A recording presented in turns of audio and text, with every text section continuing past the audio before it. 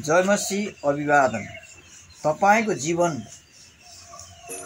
के क्रिस्टमा तपाईँ बाँच्नु भएको छ या संसारको गतिविधिमा हुनुहुन्छ? परमेश्वरले तपाईलाई विशेष बनावट र उहाँको सुन्दरतामा बनाउनु भएको छ। के तपाईले आफ्नो सुन्दरतालाई विरूपमा लान चाहनुहुन्छ? बिहानको चम्किलो तारा किन खस्यो? याकूब 4को 7मा हेर्नुभयो भने त्यहाँ हेर्दै जानुभयो भने त्यो प्रमाणित भेट्छ। परमेश्वरको वचन चाहिँ प्रमाण हो, तपाईको विश्वासको एउटा गतिविधिको यात्रा हो। तपाईले आफ्नो यात्रालाई कमजोर नबनाउनु, आफैले आफैलाई कमजोर नठान्नुहोस्। तपाई परमेश्वरको लागि एउटा तारा हो, एउटा चम्किलो तारा हो।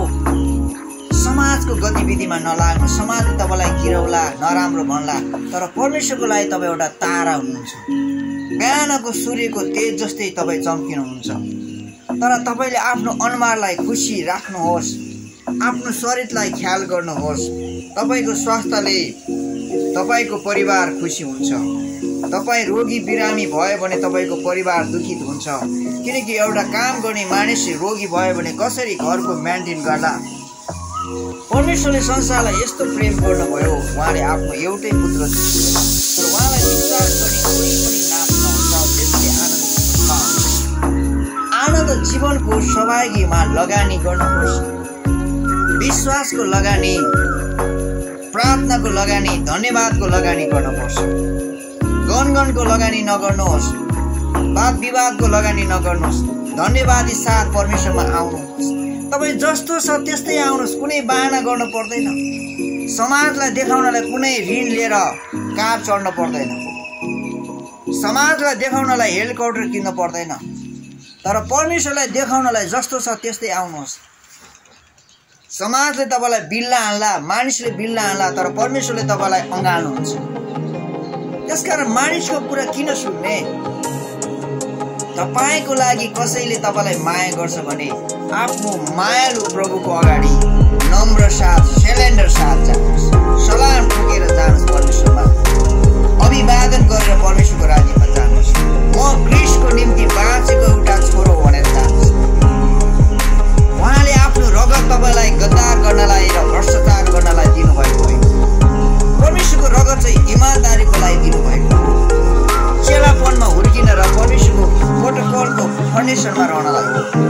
तपाईले परमेश्वरको फाउन्डेसनलाई कि उहाँको इतिहासलाई जीवित राख्नु भएको छ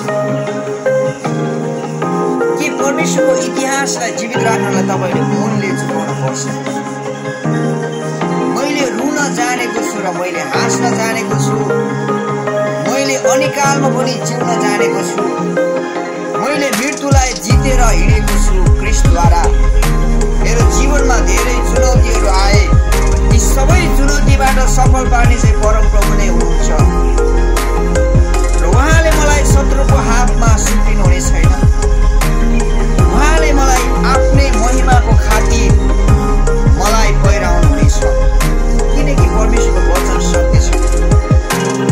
त्यसकारण परमेश्वरले संसारलाई कहिल्यै गद्दार गर्नु भएन। उहाँले बिग्रिएका मानिसलाई पनि प्रेम गर्नुभयो, किनकि परमेश्वर प्रेमी परमेश्वर हुनुहुन्छ। परमेश्वर चाहिँ जिम्मेवारी परमेश्वर हुनुहुन्छ। के तपाईले आफ्नो जिम्मेवारी उठाउनु भएको छ? कि आफ्नो घरलाई मेन्टेन गर्नुभएको छ? आफ्नो छोराछोरीलाई गाइड गर्नुभएको छ? सप्लाई, परमेश्वरको वचन सप्लाई गर्नुभएको छ? लगानी गर्नुहोस् असल कुराको लागि, इतिहास बनाएर जानुहोस्। तपाईँ मरेर पनि हजारौं पुस्ताले तपाईलाई सम्झिनेछन्। त्यो इतिहास चाहिँ तपाईले बनाउनु पर्छ। छलको काम गरेर होइन, घोटाला गरेर होइन, इमानदारी परमेश्वरको वचन पालन गरेर। वचन पालन गर्न गाह्रो छ, तर घोटाला गर्न सजिलो छ। इमानदारी हुन गाह्रो हुन्छ, तर छलको काम गर्न सजिलो हुन्छ। मुठी खोल्न गाह्रो हुन्छ, अरूलाई सहायता गर्न गाह्रो हुन्छ, तर छल गर्न सजिलो। परमेश्वरले संसारलाई यस्तो प्रेम गर्नुभयो, उहाँले आफ्नो एउटा पुत्र दिनुभयो, तर उहाँलाई विश्वास गरी कोही पनि नाश नहोस्, तर विश्वास गरेन भने चाहिँ नाश हुन्छ। कसैले काम गर्दैन भने ज्याला पाउने योग्य छैन परमेश्वरलाई विश्वास गरेन भने पनि त्यसको पनि हिसाब राखिन्छ तर वचनले भनेको छ मैले भनेको होइन मलाई पनि कसैले इन्साफ गर्नुहुनेछ तर म शिक्षक छु शिक्षकले पनि धेरै मूल्य चुकाउनु पर्छ शिक्षकले बोल्न जानेन भने शिक्षकलाई समस्या आउँछ म तरबारमाथि परेको छु मैले बोल्न जानेन भने त्यो तरबार मतिर फर्किन्छ परमेश्वरको वचन चाहिँ दुई धारे तरबार हो त्यो तरबारलाई चलाउन जानेन भने आफैतिर एटेक गर्छ